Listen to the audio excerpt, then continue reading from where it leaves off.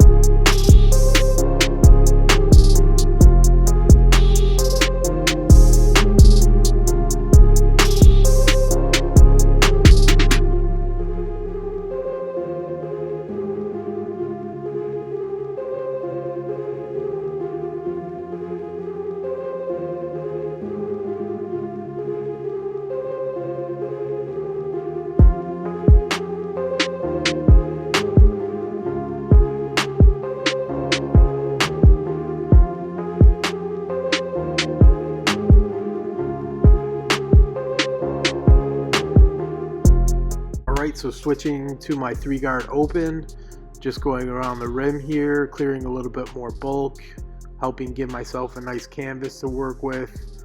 Over here on the right side, he had somebody put some lines there. They didn't turn out too great. It's not a knock against whoever did that, but they were kind of high into the ridge line, especially for the type of fades that he usually gets. So I'm using that as a point of reference, and I'm going to have to get creative and work with that to kind of blend that into the haircut.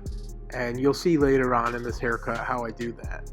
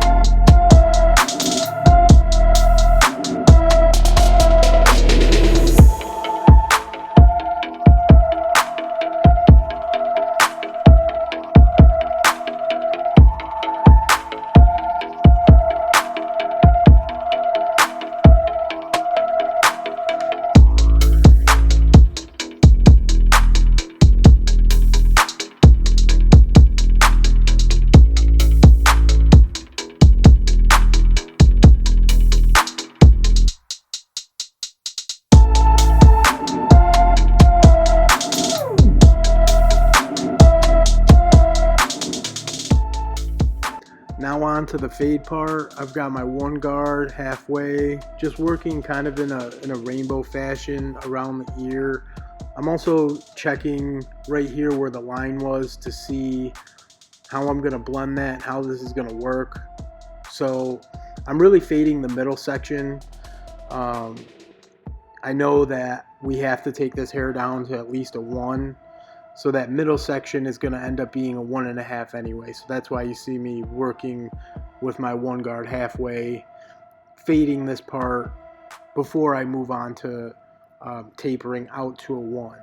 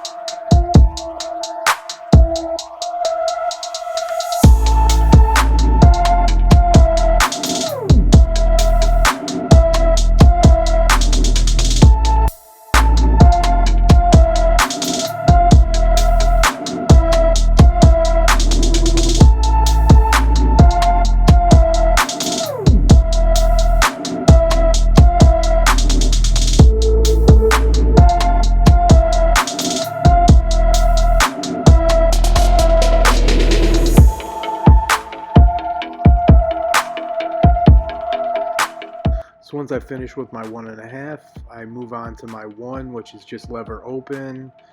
And I'm just working in a circular motion, starting to bring the fade into the midline. And as I bring it up, I'm using a flicking motion, or almost like a scooping type of action, to make sure that I'm not creating any lines that I have to go back later on and remove.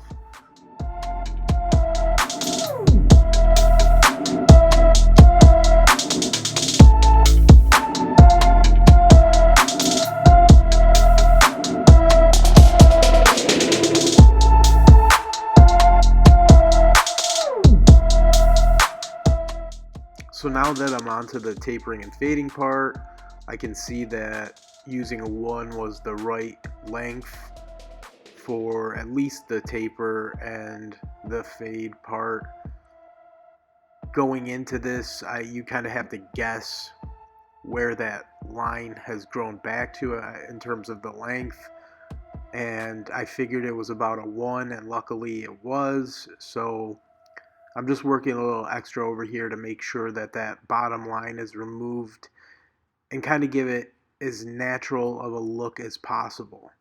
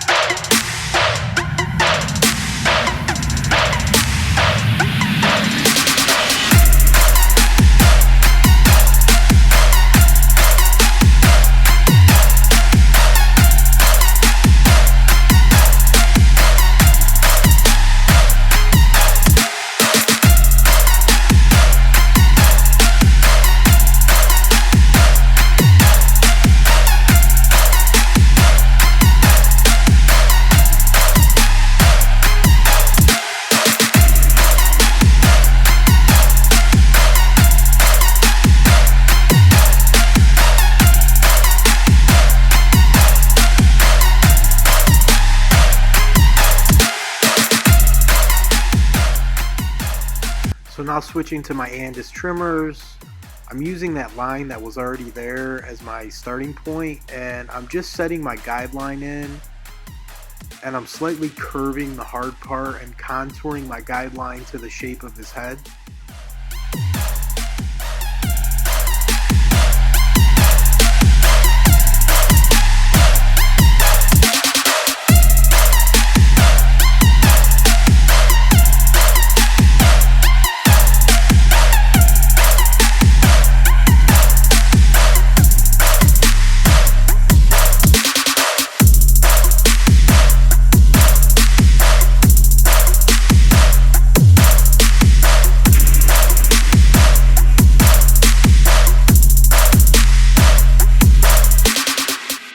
So after I've set my guideline, I'm going to start to clean up the top of the part where the line splits.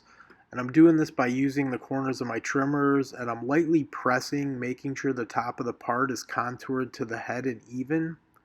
And you really have to be careful here, because if the teeth of the blade are down, you might widen this more than you might like. I don't like a really super wide line, so I'm really being cautious to not take too much hair.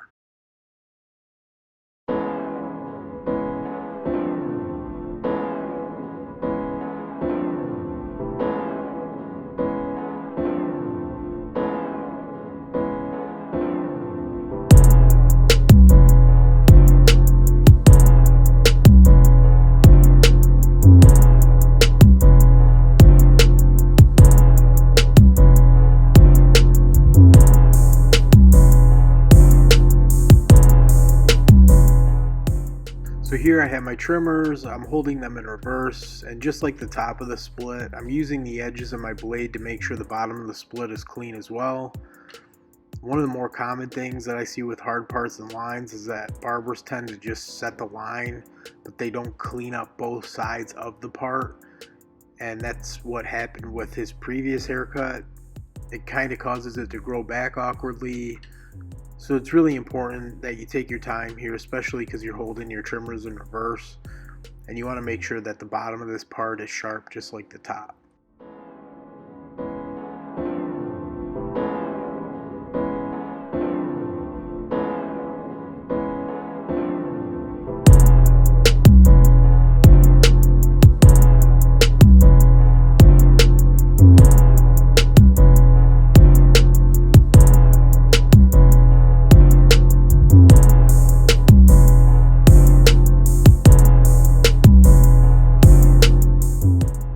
So since I'm already working with my trimmers on that part, I decided to go around and do my edge up now. Doesn't really matter when you do it. Normally I'll finish the fade and then go on to the edge up, but sometimes I will go back after the edge up and do some detail work with my clippers. I kind of look at the haircut in two different parts, the dry part and the wet part. And for the wet part, I consider that your shear work and your neck shave, so I just like to do my clipper and trimmer work before I get to that part.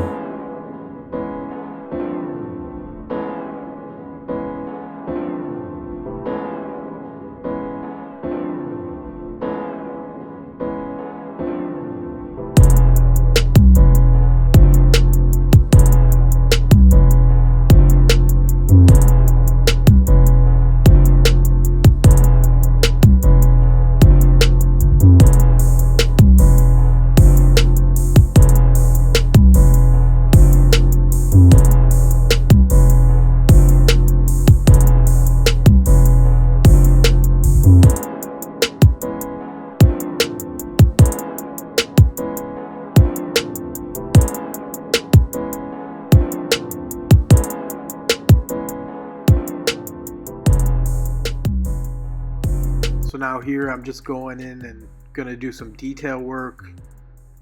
Sometimes it works out that way where you do the edge up first and then you go back and do some detail work. Maybe you saw something that you wanted to change or do better, and your customers will really appreciate that. So you're just going to see a little bit of detail work here before we go on to the wet part of the haircut.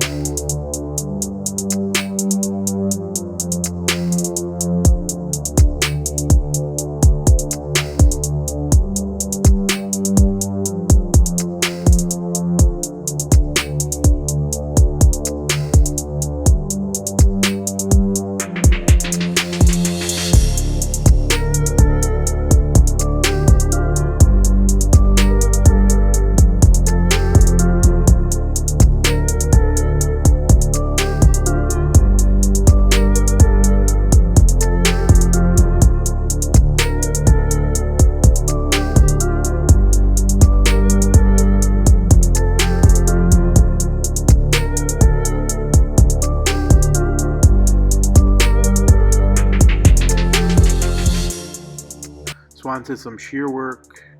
I'm just using shear over comb here. First I'm evening the hair up and also removing a little bit of bulk. And you see me constantly combing it. That's just to kind of give me an idea of how it's laying down and if I need to take any more. I'm also cutting diagonally. That'll give it a little bit of a textured look. So for the haircut, it's kind of drastic because we're going from a 1 into all that bulk around the rim. So I like to really transition the fade using my shears. I think it gives it a lot better look than just going in with your clippers. Obviously there's more than one way you can do this, but I prefer shear over comb. It's just the easiest way for me to get the desired look that I'm looking for this haircut.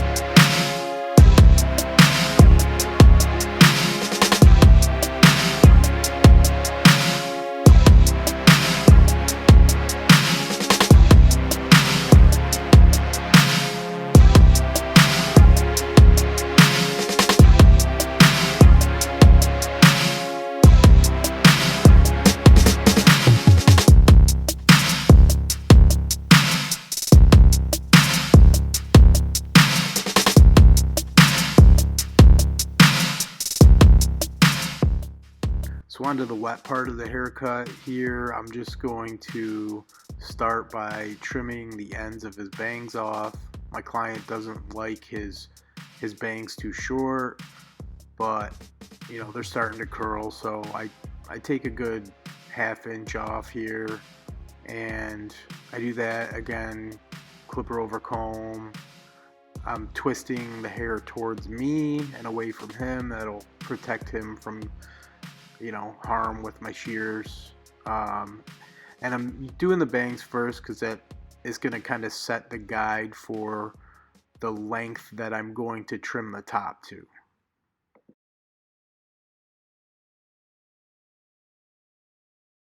So now onto the top. I'm starting with the crown, and I'm just removing about ½ inch, which is what we had taken off of the bangs. And I'm not really worried about everything being perfectly even at this point, just because I'm kind of cross cutting here.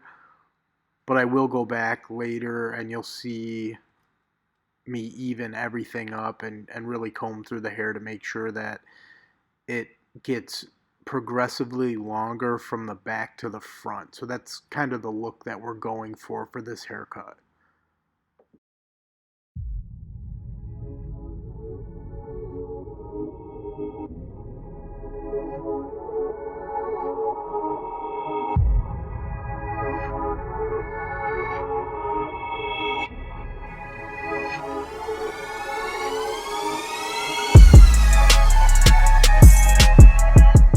So after removing about ½ inch from back to front, I re-wet the hair and comb it straight down. This will tell me if any hair is hanging over the sides.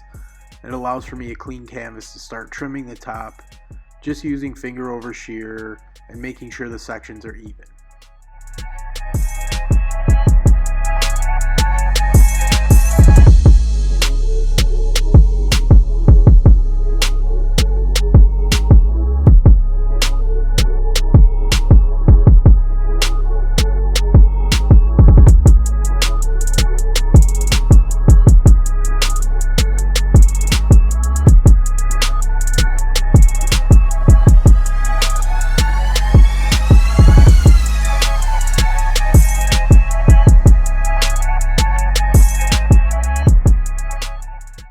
So with longer hairstyles like this, I use an over directing method. It's just where I'm taking hair from one side of the crown and I'm directing it to the other side where the rim line is, and I'm using that as a reference point to trim that section. This just makes sure that there's no hair hanging over the sides. It allows me to cut it where it's not too short, but will also grow in evenly with the rest of the haircut. And I really like to double check all of my sections, so you'll see me go through and do this over directing quite a bit until I know every section is even and he's not going to have any issues with the way it lays down or the way that it grows back in.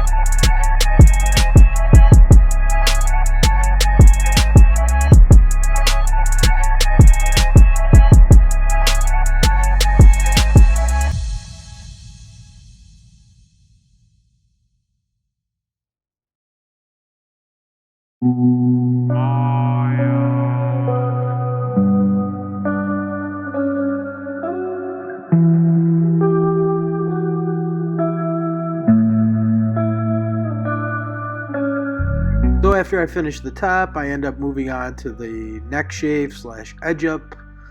I just use a conditioner as lather. I find it easier for me because I can see the skin, and that will protect your client if they have a skin tag or any imperfections. At least you can see them. Sometimes with those creams and lathers, you can't really see what you're shaving, and I don't like that. Also, the benefit to using a conditioner is if you have any left over, you could just throw it in their hair and it's not going to hurt. Unfortunately, I didn't get the edge up part of the line / hard part in his hair. Unfortunately, my camera died right before I got to that, so it's not in this video. Hope you enjoyed the video. If you did, please give this video a like.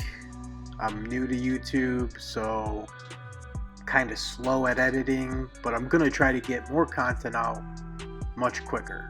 So here's the final cut.